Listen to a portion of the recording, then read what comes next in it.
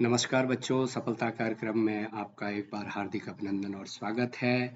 Motion in plane में हम आज स्टडी करने वाले हैं कि what is the scalar quantity and what is the vector quantity, कि अदिश राशियां क्या होती है भौतिक विज्ञान में, सदिश राशियां भौतिक विज्ञान में क्या होती है, इनके एग्जाम्पल क्या होने वाले हैं और सदिश राशियां कितने प्रकार की होने वाली हैं जो जो इम्पोर्टेंट है। ठीक है, तो सबसे पहले स्केलर एंड वेक्टर्स, तो scalar quantity and vector quantity की हम क्या करने वाले हैं बच्चों, यहाँ पर स्टडी करने वाले हैं। ठीक है, ओके। तो आप मुझे बताओ कि स्केलर क्वांटिटीज क्या होती है। क्या आप कोई बता सकता मुझे कि what is the scalar quantity, कि अदिश राशि क्या होती है भौतिक विज्ञान में। What is the scalar quantity in physics, कि वो क्वांटिटी, वो फिजिकल क्वांटिटी जिसको रिप्रेजेंट करने के लिए सिर्फ मैग्नीट्यूड की जरूरत पड़ती है, डायरेक्शन की जरूरत नहीं पड़ती है, उनको क्या बोलते हैं हम, स्केलर फिजिकल क्वांटिटी। ठीक है, तो सारी फिजिकल क्वांटिटी को दो क्वांटिटी में हम डिसॉल्व कर सकते हैं, एक स्केलर, एक होगी अदिश राशि। ठीक है बच्चा, एक क्या होगी, अदिश राशि और अदिश भौतिक राशि, और दूसरा क्या है, सदिश भौतिक राशि, सदिश भौतिक राशि। तो सबसे पहले कि आप स्केलर फिजिकल क्वांटिटी जो होती है, स्केलर फिजिकल क्वांटिटी जो होती है, अदिश राशि जो होती है, कि physical quantity which has magnitude, केवल किसकी जरूरत पड़ती है, केवल परिमाण की जरूरत पड़ती है, बट नो डायरेक्शन, दिशा की नहीं, दिशा की नहीं, केवल इसमें परिमाण की जरूरत पड़ती है, दिशा की नहीं पड़ती है, तो वो फिजिकल क्वांटिटी को हम क्या बोलते हैं, स्केलर फिजिकल क्वांटिटी बोलते हैं। जैसे एग्जांपल आपका क्या हो गया, मास, आपका जो द्रव्यमान है, द्रव्यमान मास, मास क्या है, स्केलर फिजिकल क्वांटिटी। जैसे कि मैं दुकान में गया, मैं आलू लिया, मैंने 10 केजी आलू लिया, किसी भी डायरेक्शन में उसको थैले में डालूं, उसके वैल्यू चेंज नहीं होगी। लेंथ, लंबाई क्या है बच्चा, physical quantity, scalar physical quantity है। टेम्परेचर, ताप जो है वो आपका स्केलर फिजिकल क्वांटिटी है। समय आपका स्केलर फिजिकल क्वांटिटी है। डेंसिटी, घनत्व, घनत्व, घनत्व बराबर क्या बच्चा, आयतन गुणे घनत्व, तो घनत्व बराबर क्या हो गया बच्चा, कि डेंसिटी मास अपॉन वॉल्यूम क्या होगा, स्केलर फिजिकल क्वांटिटी। वर्क, कार्य आपका अदिश राशि है। स्पेसिफिक हीट, विशिष्ट ऊष्मा आपकी क्या है, स्केलर फिजिकल क्वांटिटी है। जैसे ऊर्जा आपकी स्केलर फिजिकल क्वांटिटी है, एनर्जी आपकी स्केलर फिजिकल क्वांटिटी है। इलेक्ट्रिक फ्लक्स, मतलब इलेक्ट्रिक फ्लक्स, विद्युत फ्लक्स आपका क्या है, स्केलर फिजिकल क्वांटिटी है। तो जिसमें केवल और केवल परिमाण की आवश्यकता होती, दिशा की आवश्यकता नहीं होती। जैसे लंबाई में मैंने कहा मैं 10 किलोमीटर गया, तो 10 किलोमीटर मैंने दूरी तय की, तो वो क्या हो गया, स्केलर फिजिकल क्वांटिटी होगी। वो क्या हो गया बच्चा, स्केलर फिजिकल क्वांटिटी। अब स्केलर फिजिकल क्वांटिटी पॉजिटिव भी हो सकती है और नेगेटिव भी हो सकती है। ठीक है, और इसको जो आप जोड़ते हैं, घटाते हैं, उनको सिंपल नियमों से, अलजेब्रा के जो नियम है क्लास 6-7 में आपने जो पढ़े हैं, उन नियमों से हम इनको जोड़ते घटाते हैं, तो इसमें कोई दिक्कत नहीं है। ओके, ठीक है बच्चा, ओके।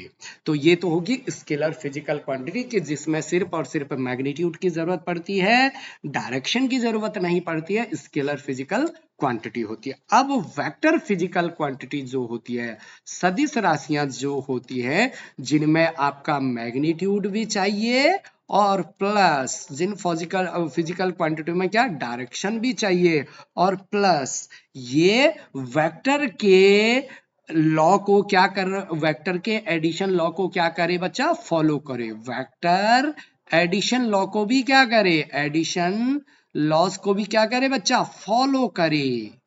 तो उन क्वांटिटी को हम क्या बोलेंगे, सदिश राशि वेक्टर फिजिकल क्वांटिटी बोलेंगे। मैग्नीट्यूड भी चाहिए, प्लस डायरेक्शन भी चाहिए, प्लस वेक्टर के जो नियम कानून बने हैं, उन नियम कानूनों को ये फॉलो करने वाले हों, उनको क्या बोलेंगे हम, वेक्टर फिजिकल क्वांटिटी।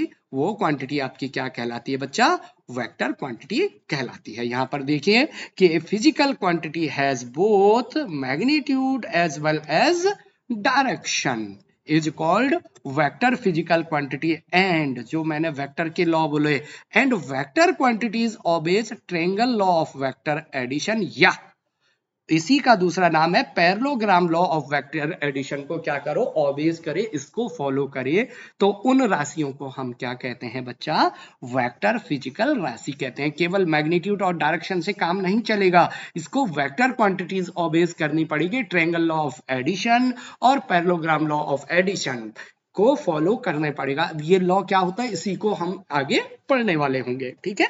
तो फिलहाल इसके एग्जाम्पल क्या होने वाला है, जैसे वेलोसिटी है बच्चा आपका क्या है, बेग, बेग आपका क्या है, वेक्टर फिजिकल क्वांटिटी है। तो जैसे मैंने कहा भाई मैं 2 मीटर पर सेकंड से ईस्ट की तरफ गया, ईस्ट डायरेक्शन में गया, तो बच्चों ये आपका वेलोसिटी है, ये तो उसका परिमाण हो गया और ये उसकी डायरेक्शन होगी। डायरेक्शन क्या है, ईस्ट की तरफ। अब देखो डायरेक्शन, जैसे इस स्क्रीन पर देखो ये इस डायरेक्शन का मैं एक्स एक्स ले लूं, ऊपर को मैं क्या ले लूं, वाई एक्स ले लूं, ठीक है। अच्छा, एक्स एक्स का यूनिट वेक्टर आई कैप, वाई एक्स का यूनिट वेक्टर जे कैप क्या होता है ये आगे देखेंगे हम। तो मैंने जैसे बोल दिया वेलोसिटी है इसकी 2 आई कैप, तो मतलब 2 तो क्या है इसका मैग्नीट्यूड, आई कैप क्या बता रहा है, डायरेक्शन को बता रहा है। क्या बता रहा है, आई कैप डायरेक्शन को बता रहा है मीटर पर सेकंड। तो ये क्या है आपका वेलोसिटी है। तो ये क्या हो गया, इसमें मैग्नीट्यूड भी हो गया और डायरेक्शन भी हो गया। देखो ये 2 हो गया मैग्नीट्यूड और आई हो गया direction, yes and no.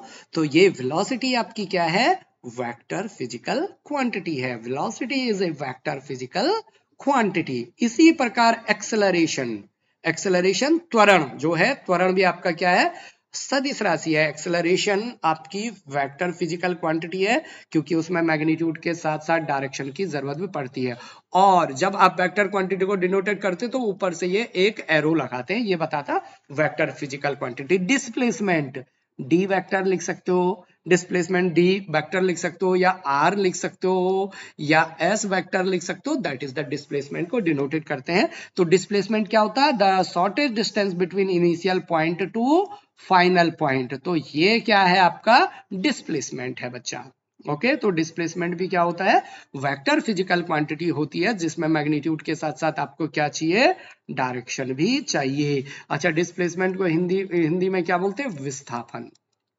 Okay, force बल जो है, बल भी आपके क्या है बच्चा, बल भी आपका वेक्टर फिजिकल क्वांटिटी है क्योंकि इसमें भी मैग्नीट्यूड के साथ साथ किसकी जरूरत पड़ती है बच्चा, डायरेक्शन की जरूरत पड़ती है। मैग्नीट्यूड के साथ साथ किसकी जरूरत पड़ती है, डायरेक्शन की जरूरत पड़ती है। तो आपका जो फोर्स है, फोर्स आपकी वेक्टर फिजिकल क्वांटिटी है, एफ के ऊपर वेक्टर से डिनोटेड। मोमेंटम, संवेग, संवेग, संवेग क्या होता है, P, P is equal to क्या होता है बच्चा, मास इनटू वेलोसिटी।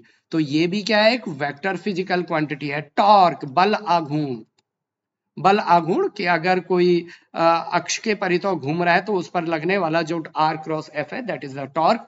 तो टॉर्क जो है वो भी आपका क्या है बच्चा, वेक्टर फिजिकल क्वांटिटी है, सदिश राशि है क्योंकि परिमाण के साथ साथ दिशा की आवश्यकता भी होती है, परिमाण के साथ साथ दिशा की आवश्यकता भी होती है। तो दैट इज द तो ये बल आघूर्ण, तो वो एक सदिश राशि होने वाली है। अब देखो, vector can not be added, subtract, multiplied and divide by simple rule of algebra. Algebra के अगर मुझे वेक्टर को जोड़ना है, वेक्टर को जोड़ना है मतलब जरा ध्यान दो, ध्यान दो जरा कि ये एक दादी जी का बक्सा था जिसमें दादी जी ने कुछ छुपाया था, और इसमें मतलब कुछ छुपाया था मतलब इसमें एम मास की कोई चीज छुपाई थी, और आपने क्या किया कि इस बक्से को आपको अपने घर के अंदर खिसकाना था एक जगह से पूरा।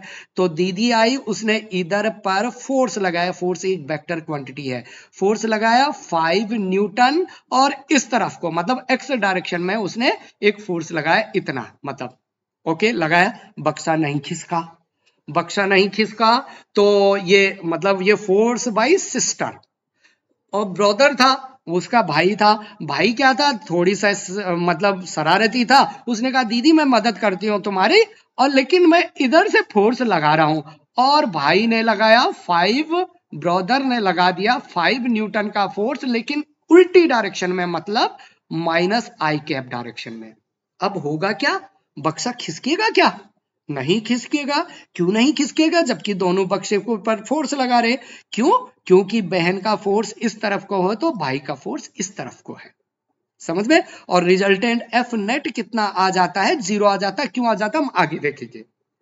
ओके, तो देखो वेक्टर सामान्य नियमों से अगर जोड़ते तो 5 और 5 10 होने थे, लेकिन सामान्य नियमों से नहीं जोड़ सकते इसको, है ना बच्चा?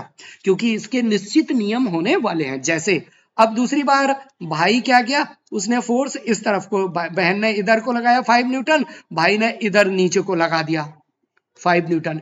इस कंडीशन में भी दोनों जुड़ेंगे, सामान्य नियमों से नहीं। तीसरी बार अच्छा भाई को लगा बहन को ज्यादा परेशान कर दिया, उसने भी 5 न्यूटन का, बहन यहीं से लगा रही थी 5 न्यूटन का फोर्स, तो भाई भी इधर आया, चल भाई साथ में धक्का मारते हैं, और ब्रदर ने भी यहां से 5 न्यूटन का फोर्स लगा, हो सकता बस बक्सा खिसक गया और बक्सा आगे पहुंच गया। तो अब हर कंडीशन में यहां पर एफ नेट 0 आया, यहां पर F net under root 25 newton आ गया, यहां पर एफ नेट 10 न्यूटन आ गया। तो हर कंडीशन में इन सब का सम क्या आ रहा है? कुछ और आ रहा है। अब कैसे आ रहा है वो हम समझेंगे कि इस लाइन का मतलब ये है कि जो वेक्टर का एडिशन सब्ट्रैक्शन है वो सामान्य नियमों से नहीं होता, बल्कि इसके कुछ नए रूल होते हैं जिनको हम वेक्टर एडिशन बोलने वाले हैं। आई होप तुम समझ पा रहे होंगे कि वेक्टर के नियम आप क्लास 11th में पढ़ रहे हो बच्चों, मतलब आप क्लास 11th में जोड़ घटाना सीख रहे हो, लेकिन किसका? वेक्टर्स का, कि दो वेक्टर्स क्वांटिटी को कैसे हम ऐड करेंगे, दो वेक्टर क्वांटिटी को हम कैसे सब्ट्रैक्ट करेंगे, वो सीखने वाले हम। ठीक है आगे तो देखो, तो यहां पर मैंने एक एग्जांपल आपको बता दिया है कि हर कंडीशन में आंसर अलग आने वाला है। तो vector can be added, subtract, multiplied according to rule of algebra, और कौन से? वेक्टर अलजेब्रा के रूल हम इसमें करने वाले हैं। हाँ, वेक्टर को डिवाइड नहीं कर सकते, ये ऑपरेशन में अलाउड नहीं है। वेक्टर क्वांटिटी को हम एक से दूसरे से डिवाइड नहीं कर सकते। वेक्टर को कैसे रिप्रेजेंटेड करते हैं? तो v के आगे आपने एक वेक्टर लगा दिया, तो ये क्या हो गया बच्चा? वेलोसिटी का वेक्टर हो गया। Yes and no? ये वेलोसिटी का क्या हो गया बच्चा? वेक्टर हो गया। कि जैसे वेलोसिटी एक्सेलरेशन का, ऊपर तीर लगा दो, वेक्टर एक्सेलरेशन, इससे क्या होता है कि ये वेक्टर क्वांटिटी है। या तो बोल्ड लेटर से लिखा रहेगा या ऊपर तीर लगा देगा, दैट इज द। तो एग्जांपल मैंने आपको बता दिए हैं। अब मेरा एक प्रश्न आपसे है इससे पहले कि जो इलेक्ट्रिक करंट होता है, क्या होता है? इलेक्ट्रिक करंट, इलेक्ट्रिक करंट, विद्युत धारा। क्या बच्चा? विद्युत धारा। जैसे मान लो यहां से इलेक्ट्रिक करंट 2 एम्पियर की जा रही है, ठीक है, यहां पर से मान लो इधर से 3 एम्पियर की करंट आ रही है, और इधर ये दोनों का एडिशन होगा, 3 और 2 5 एम्पियर की करंट इधर चले गई। तो क्या इलेक्ट्रिक विद्युत धारा जो है, क्या ये कौन सी सदिश राशि है या अदिश राशि है? इलेक्ट्रिक करंट इज स्केलर और वेक्टर। क्या होगा बच्चा? इलेक्ट्रिक करंट, विद्युत धारा, जैसे करंट बह रही है तो घरों में भी करंट आती है, तो एक निश्चित डायरेक्शन में आ रही है ना, मतलब इलेक्ट्रिक करंट में मैग्नीट्यूड भी है और डायरेक्शन भी है। देखो यहां से करंट ए से बी की तरफ बह रहा है, एक डायरेक्शन में बह रहा है, तो मैग्नीट्यूड भी है, डायरेक्शन भी है करंट में, लेकिन क्या ये वेक्टर क्वांटिटी है या ये स्केलर क्वांटिटी है? तो बच्चों ये एक स्केलर क्वांटिटी है। क्या क्वांटिटी है? स्केलर क्वांटिटी है, जबकि इसमें क्या था? स्केलर क्वांटिटी है, जबकि इसमें मैग्नीट्यूड भी था प्लस डायरेक्शन भी थी, लेकिन बट ये वेक्टर के नियमों का पालन नहीं करता, not follow vectors algebra, vectors law of addition. ये वेक्टर के नियमों का पालन नहीं करता है, जिस कारण ये क्या है बच्चा? स्केलर क्वांटिटी है।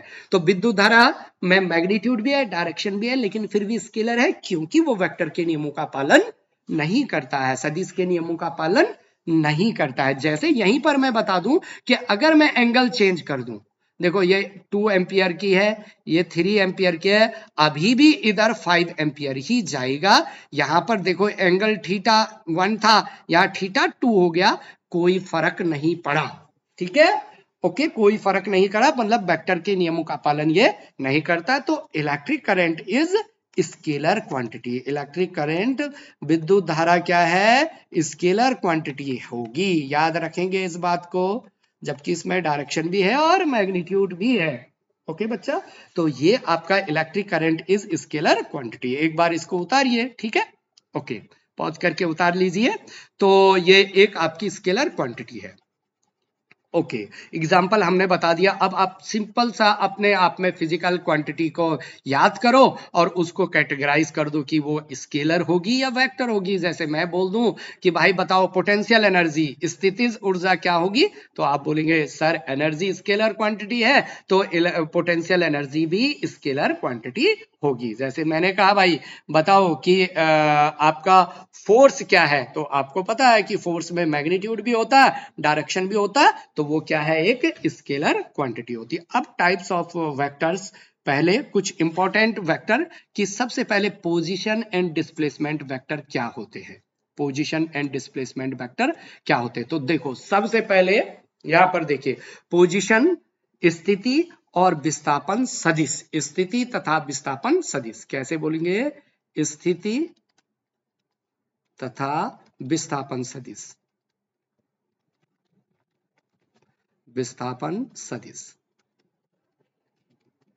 ओके, तो सबसे पहले आप वेल डिफाइंड कोऑर्डिनेट सिस्टम लेंगे। जैसे ये स्क्रीन है, इसमें 2 डायमेंशनल बना दिया मैंने। ये ओरिजिन ओ है, एक्स अक्ष है और वाई अक्ष है, ठीक है? एक्स अक्ष को बताने के लिए एक यूनिट वेक्टर का इजाद किया गया आई कैप। वाई अक्ष को बताने के लिए एक यूनिट वेक्टर का इजाद किया गया जे कैप। ये क्या है हम आगे समझेंगे इसको। अभी आप इतना समझिए कि एक्स डायरेक्शन में पहले अगर कोई आदमी एक्स डायरेक्शन में भाग रहा है तो मैंने बोल दिया उसका विस्थापन कितना हुआ, मैंने कहा 2, और एक्स डायरेक्शन में भाग रहा इतना मीटर। अब बाद में क्या हुआ कि यार ये एक्स कैप के बजाय हम इसका एक डायरेक्शन एक्स कैप के यूनिट वेक्टर की डायरेक्शन बता दें तो वो आई कैप मीटर पर सेकेंड। यूनिट वेक्टर की खास बात क्या है कि इसका मैग्नीट्यूड तो हमेशा क्या आता है? 1 होता है। ये केवल क्या बताता है बच्चा? डायरेक्शन बताता है। केवल क्या बताता है? ये डायरेक्शन। जैसे आई कैप है तो मैं बता दूंगा पार्टिकल एक्स डायरेक्शन में जा रहा, जे कैप है मैं बता दूंगा पार्टिकल वाई डायरेक्शन में जा रहा, के कैप है मैं बता दूंगा पार्टिकल जेड डायरेक्शन में जा रहा है। तो यूनिट वेक्टर आपका सिर्फ मैग्नीट्यूड, उसका सिर्फ डायरेक्शन बताता है, जबकि उसका मैग्नीट्यूड क्या होता है? यूनिक होता है, मतलब 1 होता, यूनिट होता मतलब 1 होता है। तो यहां पर देखिए कि लेट कोई पॉइंट, यहां पर देखो P है, आप देखिए यहां पर कि कोई पॉइंट P है और P को एक्स वाई प्लेन में किसी टाइम T पर P पॉइंट P पे है, इसका पोजीशन वेक्टर बताना है। तो यहां से आपको लाइन खींचनी पड़ेगी। तो आपने लाइन खींच दी यहां पर। लेट्स ये मान लो पोजीशन वेक्टर किससे डिनोटेड करते हैं हम? आर वेक्टर, आर से। ओपी जो है ये पोजीशन वेक्टर क्या है? आर से है। अब इस आर को लिखने का तरीका क्या है? देखो यहां पर ये टेल हो गया और यहां पर क्या हो गया? हेड हो गया। ये इसको बोलते हैं हेड और इसको बोलते हैं टेल। ओके बच्चा, और इसी वेक्टर को, जो ये लेंथ है, इसी वेक्टर को बोलते हैं हम पोजीशन वेक्टर। और किससे डिनोटेड करते हैं? वेक्टर आर से। अब देखो एक्स अक्ष में, अगर यहां पर बनाया है, नहीं बनाया कोई बात नहीं, एक्स अक्ष में देखो यहां पर मान लो पार्टिकल पहुंच गया x1 पोजीशन पर, और वाई अक्ष में इस टाइम पार्टिकल कहां पर है? यहां पर y1 पोजीशन पर। तो अगर मुझे पोजीशन वेक्टर लिखना पड़े तो वेक्टर r बराबर एक्स अक्ष में x1 पर है, और इसको क्या लिख लूं मैं? आई कैप, और प्लस y में क्या है बच्चा? y1 पर है और उसके यूनिट वेक्टर j कैप। देखो ये है पोजीशन वेक्टर।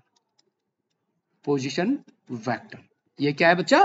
पोजीशन वेक्टर है। ये क्या है आपका? पोजीशन वेक्टर है, स्थिति सदिश है। इस तरीके से भी हम समझ सकते हैं। मान लो थोड़ी से आगे हम आगे इसको अध्ययन करते हैं कि ओपी देखो कि अगर पोजीशन वेक्टर हमने बता दिया, कोई पार्टिकल मोशन करा और पी डैश पर पहुंच गया। कोई पार्टिकल ने क्या किया? मोशन करा और कहां पहुंच गया बच्चा? पी डैश पर पहुंच गया। अब पी डैश का पोजीशन वेक्टर निकालना है, तो दैट्स यहां से एक लाइन खींचो, उसको आर डैश बोल दो। आप R2 भी बोल सकते थे, कोई दिक्कत नहीं है। R2, तो देखो R1 और R2, अब R2 कितना है वो आगे हम देखेंगे कि R2 का यहां पर हो गया ये X2 और y अक्ष में हो गया ये y2। अब R2 position vector R dash, sorry R dash कर रहा हूं मैं इसको, कोई दिक्कत नहीं है। आर डैश वेक्टर क्या हो गया, x2i cap plus y2j cap. तो ये भी पोजीशन वेक्टर था और वेक्टर आर जो x1i cap plus y1j cap था, ये भी क्या था बच्चा, पोजीशन वेक्टर था। अब इन दोनों के बीच का अगर मैंने ये डिस्प्लेसमेंट निकाल दिया तो बच्चा इसको बोलते हैं डिस्प्लेसमेंट वेक्टर। इसको क्या बोलते हैं, डिस्प्लेसमेंट वेक्टर। एकदम क्लियर है बात, इसको क्या बोलते हैं बच्चा, डिस्प्लेसमेंट वेक्टर। ओके, समझ में आ रही बात, इसको क्या बोलते हैं, डिस्प्लेसमेंट वेक्टर। हम आगे बहुत अच्छे से चर्चा करेंगे इसमें। तो फिलहाल पोजीशन वेक्टर कि किसी पार्टिकल के किसी टाइम टी पर कौन सी पोजीशन है ओरिजिन से उसकी length, that is the position vector. उसकी डिस्प्लेसमेंट वेक्टर पोजीशन वेक्टर, वो मतलब उसका जो वेक्टर है वो पोजीशन वेक्टर, और दोनों के बीच की डिस्टेंस आपका क्या हो गया, डिस्प्लेसमेंट वेक्टर। तो ये सारी चीजें हमने आपको यहां पर दे दी है, इसको हम आगे आपको अच्छे से कर सक यहां पर बता सकता हूं मैं। जैसे यहां पर मैं आपको अच्छे से यहां पर बता सकता हूं कि पोजीशन वेक्टर, जैसे ये x अक्ष है, ये y अक्ष है, ठीक है। x अक्ष को रिप्रेजेंटेड करने के लिए यूनिट वेक्टर i कैप है, y अक्ष को रिप्रेजेंटेड करने के लिए यूनिट वेक्टर j कैप है। पार्टिकल किसी पॉइंट p, किसी पॉइंट t पर यहां पर था, इसको मैं अपने हिसाब से बना देता हूं कि मान लो ये पोजीशन वेक्टर r1 था, यहां के कोऑर्डिनेट क्या है, x1 और y1, और पार्टिकल घूमते घूमते यहां पहुंच गया, ऐसे करके पार्टिकल यहां पहुंच गया। इसका पोजीशन वेक्टर देखो ये r2 है, मान लो इसके कोऑर्डिनेट क्या है, x2 और y2। अब पोजीशन वेक्टर कैसे लिखते हैं बच्चा, सीख लो अच्छे से सीखोगे तो बाद में काम आएगा। पोजीशन वेक्टर r1 वेक्टर बराबर जो होता है बच्चों, वो होता है x1 i cap plus y1 j cap. अब y डायरेक्शन का position unit vector j cap है। ओके, अच्छा, ये पोजीशन वेक्टर है, क्या है बच्चा, ये पोजीशन वेक्टर है। पोजीशन वेक्टर स्थिति सदिश है। और दूसरी स्थिति सदिश आफ्टर टी टाइम बाद r2 कितना हो गया, x2i cap plus y2j cap. कोई डाउट है, नहीं। अब इनके बीच की जो दूरी है, मतलब डिस्प्लेसमेंट है, ये डिस्प्लेसमेंट वेक्टर कहलाता है। ये क्या कहलाता है बच्चा, डिस्प्लेसमेंट वेक्टर। कि पार्टिकल कहां से कहां डिस्प्लेस हो गया, तो that is the displacement vector. अब चाहो तो तुम इसको ए पॉइंट और इसको बी पॉइंट लिख लो, तो और इसको वेक्टर को, अब ध्यान रखना बच्चा जरा से, ये ओ से इस वेक्टर का ये पूंछ था और ये टेल था, और इस वेक्टर का ये पूंछ था और ये टेल था। तो बच्चा जब आप वेक्टर एडिशन करते हैं ना, तो इन दोनों के ऐड बराबर ये करते हैं। देखो ये इस तरफ को आएगा और क्या होगा, जरा ध्यान देना, इसको वेक्टर लॉ से आगे सीखेंगे हम। Vector r1 plus A B vector जो कि डिस्प्लेसमेंट है, बराबर क्या लिखते हैं बच्चा, r2 लिखते हैं, क्योंकि इसका ऑर्डर उल्टा हो गया। देखो ये इसके सर पर इसका पूंछ था, इसके सर पर उल्टा हो गया, तो ये प्लस ये बराबर ये होता है। अगर तीनों सेम ऑर्डर में हो जाएंगे तो 0 हो जाएगा। तो यहां से वेक्टर ए बी बराबर क्या आ गया बच्चा, r2 vector minus r1 vector. तो जो ए बी है ना, इसी को हम क्या बोलते हैं, डिस्प्लेसमेंट वेक्टर, विस्थापन सदिश बोलते हैं। इसी को हम क्या बोलते हैं, डिस्प्लेसमेंट वेक्टर, विस्थापन सदिश बोलने वाले। और ये कितना निकलने वाला, वैल्यू जब आप रखोगे तो आ जाएगा ए बी वेक्टर। और हाँ, इस ए बी वेक्टर को कई बार ये आर से डिनोटेड कर लेगा, तो वो कोई दिक्कत नहीं आएगी, डिस्प्ले डी के ऊपर वेक्टर लगा देगा, समझने के लिए कोई दिक्कत नहीं है। ए बी r2 की वैल्यू क्या है, x2i cap plus y2j cap, और माइनस r1 क्या हो गया, x1i cap plus y1j cap. अब देखो x i कैप वालों को एक साथ लिखो, तो x2 minus x1i cap plus y2 minus y1j cap, ये आपका डिस्प्लेसमेंट वेक्टर हो गया। बहुत ही आसानी से निकल गया है, यस एंड नो बच्चा। तो दो बिंदुओं के बीच की दूरी जब आप मैग्नीट्यूड निकालते थे मैथमेटिक्स में, तो under root x2 minus x1 का whole square plus y2 minus y1 का whole square plus z2 minus z1 का होल स्क्वायर, कहीं यहीं से ही आता है वो, ठीक है। तो ये आपका डिस्प्लेसमेंट वेक्टर हो गया। तो इन दोनों में थोड़ी अंतर और समझ बनाइए, ताकि आपको आगे दिक्कत ना आए। ठीक है, तो ये आपका डिस्प्लेसमेंट वेक्टर और पोजीशन वेक्टर हो गया है। ठीक है, इतनी बात आपको समझ में आ गई है, तो हम आगे बढ़ते हैं बच्चा कि टाइप्स ऑफ वेक्टर पढ़ने वाले हैं। क्या पढ़ने वाले हैं बच्चों? Types of vector. तो इसको मैं जरा से हटा देता हूं और यहां पर पढ़ने वाले हम टाइप्स ऑफ वेक्टर। ओके, तो टाइप्स ऑफ वेक्टर, सबसे equality vector, equality of vector क्या होती है कि अगर दो वेक्टर का मैग्नीट्यूड और डायरेक्शन सेम है, कि two vector A and B are से इक्वल, बराबर vector, if and only if they have same magnitude and same direction, कि जब उनका डायरेक्शन भी सेम हो और मैग्नीट्यूड भी सेम हो। जब उनकी डायरेक्शन भी क्या हो बच्चा? सेम हो और मैग्नीट्यूड भी क्या हो? सेम हो। ये वेक्टर ए है, ये वेक्टर बी है, इनकी डायरेक्शन भी सेम है और मैग्नीट्यूड भी क्या है बच्चा? सेम है, तभी आप इनको इक्वल वेक्टर कह सकते हैं। हाँ, और फिजिक्स में वो सेम फिजिकल क्वांटिटी भी होनी चाहिए। क्या होनी चाहिए? सेम फिजिकल क्वांटिटी भी होनी चाहिए।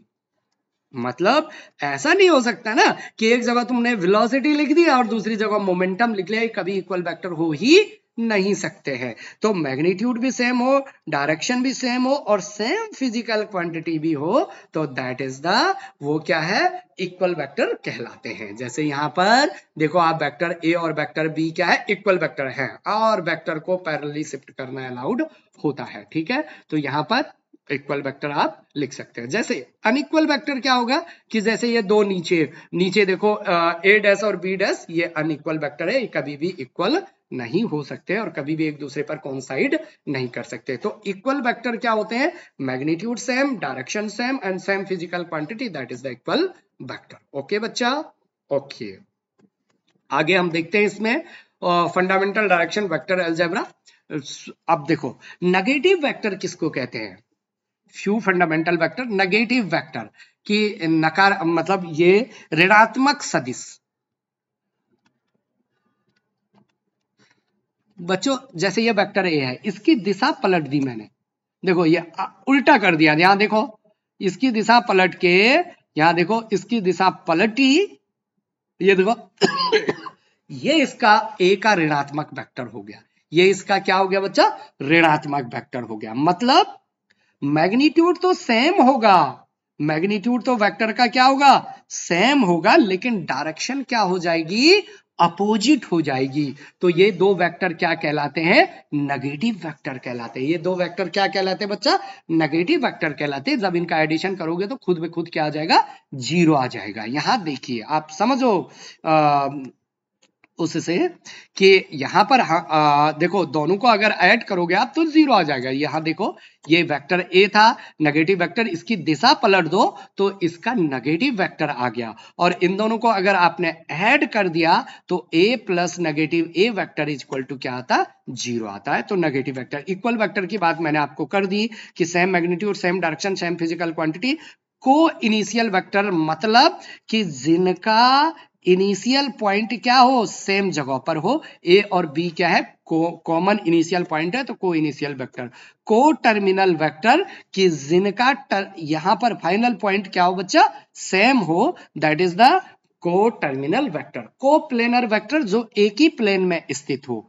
कोप्लेनर वेक्टर मतलब जो एक ही प्लेन में स्थित हो, उनको कोप्लेनर वेक्टर कहते हैं। जैसे कि इसी प्लेन में वेक्टर ए है, इसी प्लेन में वेक्टर बी है, तो ये क्या है? कोप्लेनर वेक्टर है। तो देखो, negative vector, equal vector, coaxial vector, को इनिशियल वेक्टर, को टर्मिनल वेक्टर, को प्लेनर वेक्टर, आप समझ पा रहे होंगे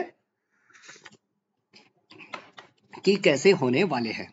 को लीनियर वेक्टर, एक ही लाइन में स्थित, जैसे ये वेक्टर ए डबल डैश है, इसी पर इसी में पैरेलली शिफ्ट करना अलाउड कर सकता हूं, तो देखो को लीनियर वेक्टर कहलाते हैं कि two vector having equal and unequal magnitude either along same line और along the parallel line same direction और अपोजिट डायरेक्शन। मतलब इन दोनों के बीच का एंगल या तो थीटा इज इक्वल टू क्या हो? 0 डिग्री हो, या थीटा इज इक्वल टू क्या हो? 180 डिग्री हो। यहाँ पर 180 डिग्री कैसे? देखो, इसका हेड इधर को है, इसका हेड इधर को है, तो दरअसल एक इधर को है, एक इधर को है, तो कितना? 180 डिग्री अपोजिट डायरेक्शन में है। तो इनको कोलिनियर वेक्टर हम बोल सकते हैं। ऊपर वाले भी दो कोलिनियर वेक्टर है आपस में, नीचे वाले भी दो कोलिनियर वेक्टर है। ऊपर वाले सेम डायरेक्शन में है, नीचे वाले अपोजिट डायरेक्शन में है। तो दैट इज द, इनको क्या कहेंगे हम, कोलिनियर वेक्टर बोलने वाले हैं। ठीक है बच्चा, आगे देखते हैं।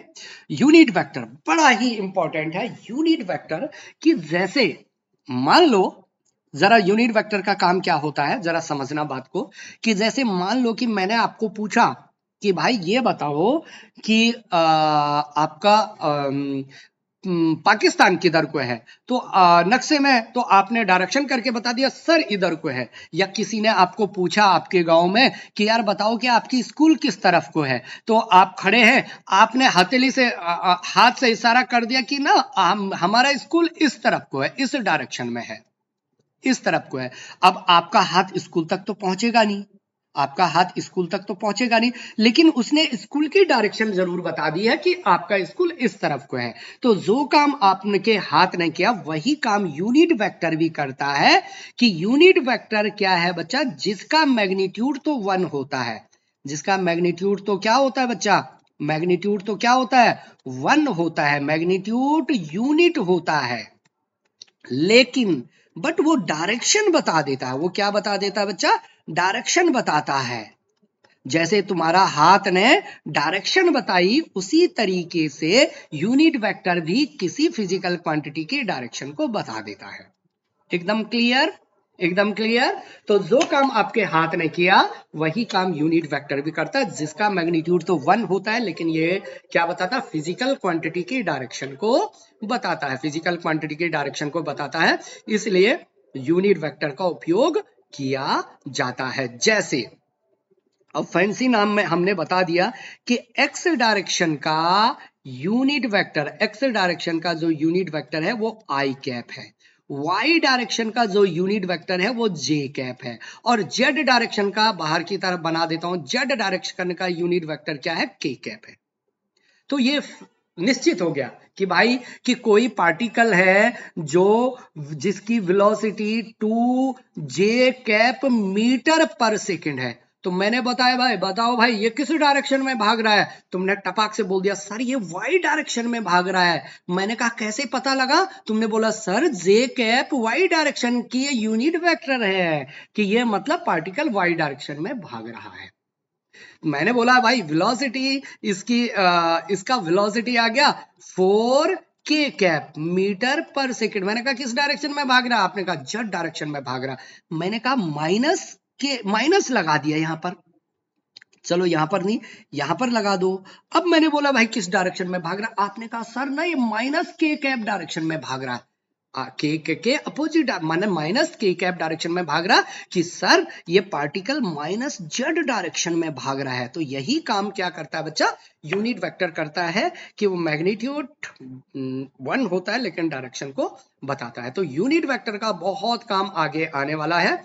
ओके, कि ए वेक्टर डिवाइडेड मैग्नीट्यूड, ओके, और उसका मैग्नीट्यूड 1 होता है। तो यहां पर अच्छा, और किससे डिनोटेट करते हैं, मान लो ए वेक्टर है कोई, ए वेक्टर है आपका कोई, तो ए कैप से, इसको ए कैप भी बोलते हैं, ए हैट भी बोलते हैं, ठीक है बच्चा। A cap is equal to vector A divided by magnitude of A. तो ये यूनिट वेक्टर है। जैसे आई कैप का क्या आएगा, आई कैप का आएगा कि आई का वेक्टर का जो मैग्नीट्यूड है, और इसका आई वेक्टर है अपॉन आई का मैग्नीट्यूड है। यस एंड नो बच्चा, इस तरीके से हम उसको समझ सकते हैं। तो ये आपका फॉर्मूला हो गया कि unit vector is unit magnitude and ये पर्टिकुलर डायरेक्शन को बताता है, ठीक है। अच्छा, इट हैज नो डायमेंशंस और नो यूनिट, क्योंकि देखो रेशियो आ रहा है, यहां पर देखिए रेशियो आ रहा है दो चीज का, ये भी ऊपर भी वेक्टर और यहाँ उसका मैग्नीट्यूड, तो रेशियो नो डायरेक्शन, केवल क्या बताता, आपकी डायरेक्शन बताता है, नो डायमेंशंस और नो यूनिट होती है। तो देखो देखो ये मैं जो बता चुका हूं आपको वो सारी चीजें मैंने, कि एक्स एक्स का यूनिट वेक्टर आई कैप, वाई एक्स का यूनिट वेक्टर जे कैप, जेड एक्स का यूनिट वेक्टर क्या है बच्चा, के कैप। ये सब आपको याद होना चाहिए बच्चों, है ना। एक्स एक्स का यूनिट वेक्टर क्या है, आई कैप, वाई एक्स का यूनिट वेक्टर क्या है, जे कैप, जेड एक्स का यूनिट वेक्टर क्या है, के कैप। तो ये सारी चीजें आपको अगर पता होगी तो आप बहुत आसानी से आगे समझ सकते हैं। तो यूनिट वेक्टर को आप अच्छे से समझिए। जैसे मैं आपको एक चीज और बता देता हूं कि यूनिट वेक्टर में जैसे मैंने कहा कि फोर्स लग रहा है भाई, कितने, तुमने कहा 2i cap plus 4j cap plus 3k cap, Newton का फोर्स लग रहा है। अब देखो बच्चा, देखो ये x डायरेक्शन में भी लग रहा है, y डायरेक्शन में भी लग रहा है और z डायरेक्शन में भी लग रहा है।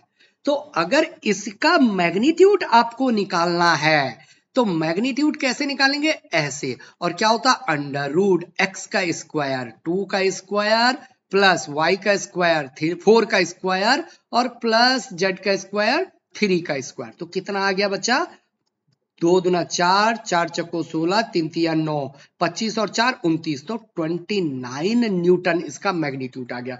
तो इसका यूनिट वेक्टर कितना हो जाएगा, F cap is equal to हो जाएगा vector F divided by magnitude of F. तो वेक्टर एफ कितना था, 2i cap plus 4j cap plus 3k cap और डिवाइडेड बाय मैग्नीट्यूड क्या है, अंडर रूट 29। तो ये यूनिट वेक्टर है। इसको क्या, ये क्या है बच्चा, यू फोर्स का यूनिट वेक्टर है। जब आप इसका मैग्नीट्यूड निकालोगे ना पूरे का तो 1 निकलेगा बच्चा, इसका मैग्नीट्यूड यूनिट वेक्टर है। तो इस डायरेक्शन में आपका फोर्स है। तो इसी तरीके से आगे हम इसके और चीजें पढ़ने वाले हैं नेक्स्ट क्लास में। तब तक खुश रहे, आनंदित रहे। ऑल द वेरी बेस्ट बच्चों, ठीक है।